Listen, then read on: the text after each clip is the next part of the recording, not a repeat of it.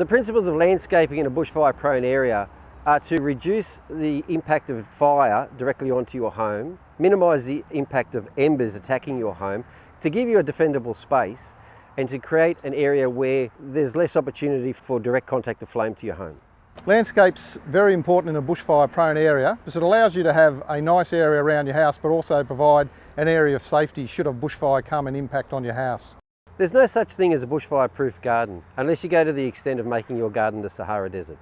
Landscaping is important in a bushfire-prone area to give you and your family and your property the greatest protection should a bushfire occur.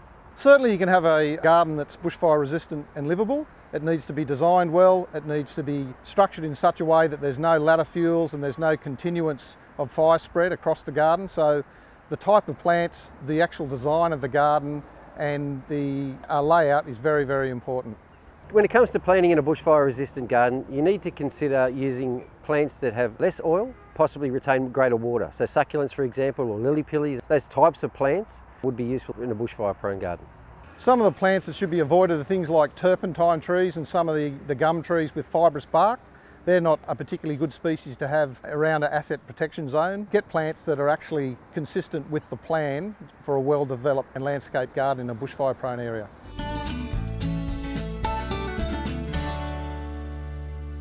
The landscaping materials you should use in a bushfire-resistant garden should effectively be non-combustible materials. So when it comes to mulch, use things like pebbles or crushed brick or crushed terracotta, particularly very close to the proximity of the home.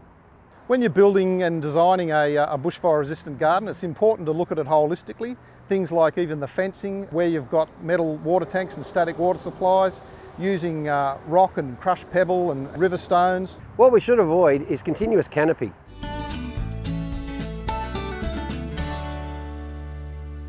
Well, your garden design should really be set out so there's no continuance of fire across from one zone to another. We need to have natural breaks. We can have lawn in between or rock and pebbles so there's no continuous fire coming from the bushland interface into your asset protection zone. An asset protection zone is the area immediately around your home that provides protection and greater safety should a bushfire occur.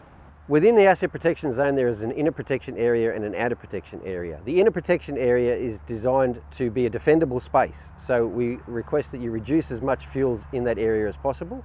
The outer protection area can be landscaped to a point. It's a cleared area around your house or a buffer zone that allows some form of protection and a discontinuation of the fuel from where the bush is and where the house is located. Asset protection zones are different for each house. It looks at things like slope, topography, how close you are to the bushland interface. Go onto the RFS website and have a look. There's information there that will allow you to work out your asset protection zone for your property.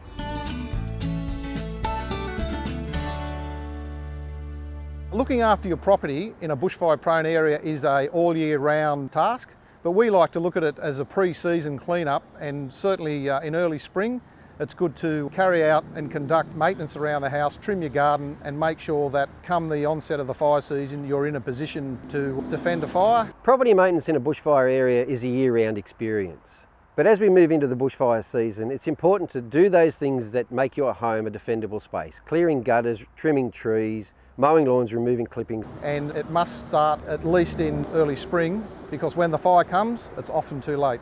For more information, go to the Rural Fire Service website or go to Fire and Rescue New South Wales website.